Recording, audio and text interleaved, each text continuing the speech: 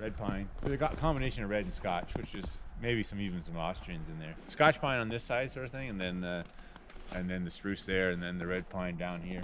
They really planted them close, didn't they? Things were very, very close, and there was a lot of damage every time there's an ice storm. Yeah.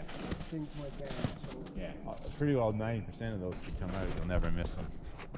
Like they're not going to do much. No, they're never going to come back. They're never going to turn into anything salvageable for lumber or. No.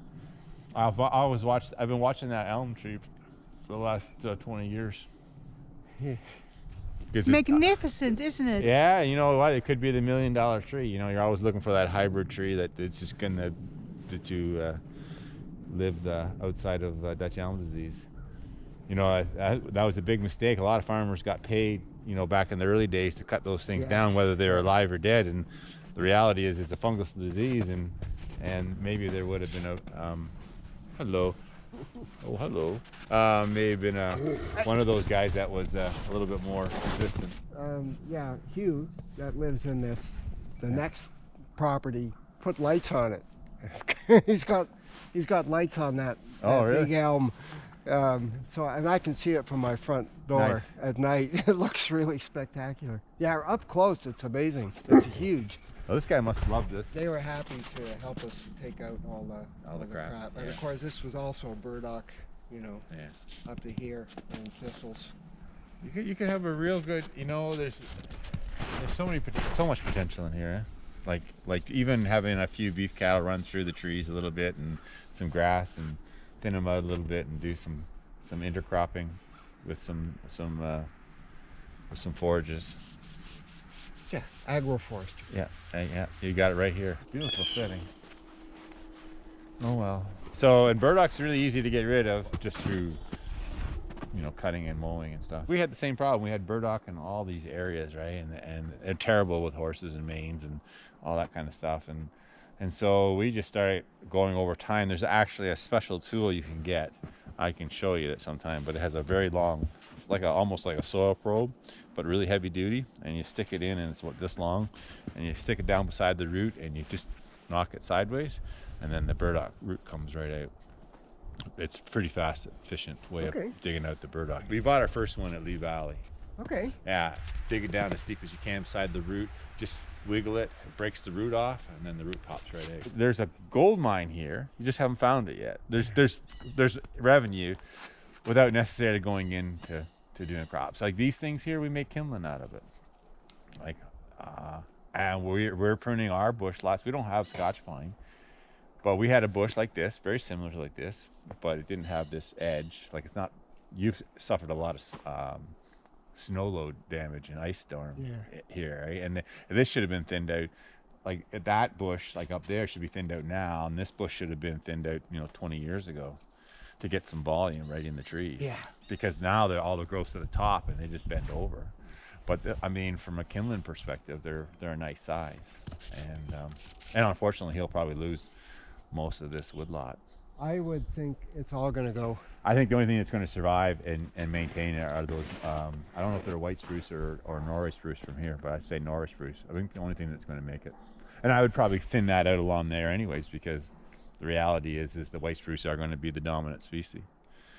Which really wants to grow here, and don't bother with the pine. Yeah, the beauty thing about the Scotch pine is that I look at it as the best green crop tree ever was. Now, the problem is that you'll never get the deciduous trees. Some of the best hardwood forests I ever seen grow, like turn from like a field to a hardwood forest, has been through Scotch pine, because they allow a fair bit of light to come through naturally, and if you could plant some black cherry, some red oak in there, and have a mass tree, like a sugar maple mass tree, those trees can't beat that money spent in making that a hardwood bush. Let's take a look, because there's an area I just want to get an opinion about whether there's some hardwoods that they mixed in with the plantation.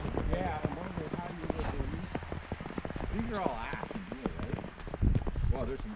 Yeah. Oh yeah, that are still alive? Yeah. This is all. This is ash. These are all ash.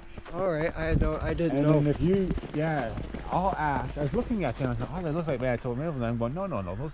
Those are ash with all the needles, like the seed on them. And so I'm not seeing any sign of borer. It's probably here, just probably still at that beginning stage. But I would say in the next 5 years, they'll be done. I don't think there's going to be ash left in Caledon in 5 years. I mean, they're not done in the sense that they're going to end. They're suckering like you wouldn't believe. You cut them down, right? It doesn't, like the Emerald ash borer just takes the top off, but there's still tremendous amount of energy at the bottom, and they just sucker back up. Like you know, every tree that we've cut down in the bush has about, they call it like a lion's tail, has like 50, sprouts coming off the root system, off the stump. So it's going to be like, you see how that tree bent over from the ice from probably about 10 years ago? See how those upward, vertical Shoots coming up. Yeah.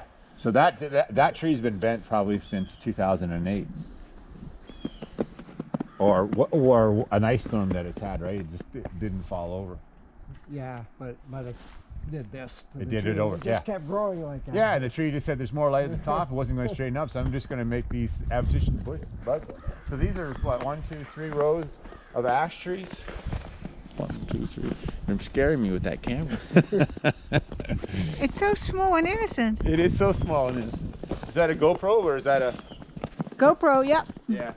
Is that one that has the screen on the back? You want to see? Oh, okay. I wanted to get one because I wanted to start doing YouTube videos to help people put their farms together. It's okay. It's a deal. I'll make them for you. You'll make them for me? Okay. There's no money in it, but you can help me make them. The problem is right now, like even from a Kinlan perspective, there's just no money. Other than, there's no economic value in this woodlot. I mean, I can come in and clean it out for nothing and leave you a mess, but other than that. Yeah, so they stuck a couple of rows in here. The first thinning, there's no money in this for you, right? Like if this was your woodlot, right? Yeah. This actual fact is probably cost you. But on that second thinning, like in that second thinning that maybe 10 years down the road, there's going to be value in here faster than what we, instead of waiting, right? So that first thinning has always been the sore spot in North America in these plantations. Is there's just, the trees are small. There isn't too many small wood processors like timber processors that can make 2x4s or 1x1 or 1x6 or 1x4. So there's no value in it, and the pulp and paper is gone. So like there's the close, yeah? I didn't know that. pulp and paper. And then there was a big push on to make this like a biomass, like for burning. Mm-hmm. But that's with the price of fuel right now being so cheap. And it will be. My thinking 10 years ago, peak oil. Yeah, we're going to hit peak oil. Price will go like, and stay up there. No, actually that didn't happen. No. We're going to hit peak oil, and as soon as the price goes beyond a certain point, demand goes down. So it's really capped about where it is now. Right now we're in this huge transition, right? We're trying to find a green energy and oil, and there's combating. So that's why I started this thing called zero budget natural farming. That's what I'm after. The thing about it is when you get your soil working for you, I mean, you have to buy amendments at some point to get your soil going, but usually you're buying amendments based on your organic matter in your soil. So, but once you get your organic matter up to 4 over 5 or 6 or 7, your inputs are virtually nothing because the system is recycling itself. You've rebuilt the natural nutrient cycle back in there. And that's what you got to do to that field out there, right? Yeah, I was thinking that probably the best is well-prepared compost. Yeah. If that was my field and I had that problem, probably the first thing I would do, overseed it with something, probably clover or something. How frostseed. about putting in the demolition crew in the form of pigs? You know what? The problem with pigs are great at demolishing things, but they're not consistent demolishers. I have no history of the field other than what it is. So I would probably frost seed it in the springtime with a clover, which is a legume, which is going to fixate nitrogen. And then I would come back and just do a water infiltration test on it, a couple spots in that field, really simple, to see if there's a lot of compaction in there. And then I would aerate it, and then I would, if it was really bad and you thought you wanted to start over again, and then I would do a light tilling in it. But that's it. I would Just to scratch. just to scratch it. it up. And the actual fact is if you didn't do a frost seeding, then as soon as I'd set a set of harrows in there, just drive around, Right. and and just get it going, and then put a small layer of compost over top of that. But I would inoculate the seeds for sure with either the extract from a compost, or I would take the go back into those woodlots there, into those those unmanaged areas, and grab some soil with lots of roots. Just dump that into rainwater. It has to be rainwater, because I believe in rainwater. Take all the exudates off from that, like all the exudates when it starts greening up. Take that bag of seed that you're going to do, soak it in, put it in like a fine mesh filament bag. Put the seeds in there, dump that in the water for 12 hours. Pull the seeds out, dry it, put it out in the field, and you've just done everything. It's just simple. Zero budget, baby. There's something missing in the soil, right? And the missing in that soil is probably because you got burdock growing there. So there's probably some mineral deficiencies. When you look at the 4 or 5 principles of soil health, right? Keep it covered, roots, live roots. I don't know what it is, but the last one is cattle, right? Yeah. And the cattle ones, and what they're finding is in their research, mob grazing is awesome.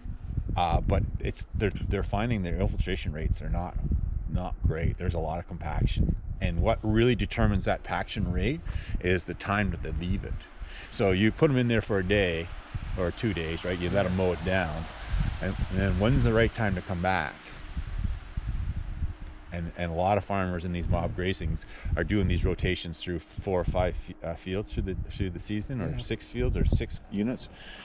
And they're finding they're having some major compaction. Okay. If you look at the buffalo movements, like most of the Midwest and most of those soils that we have out in Saskatchewan and Alberta and down through the corn belts, and we're all buffalo sort of pastures, right? Yeah.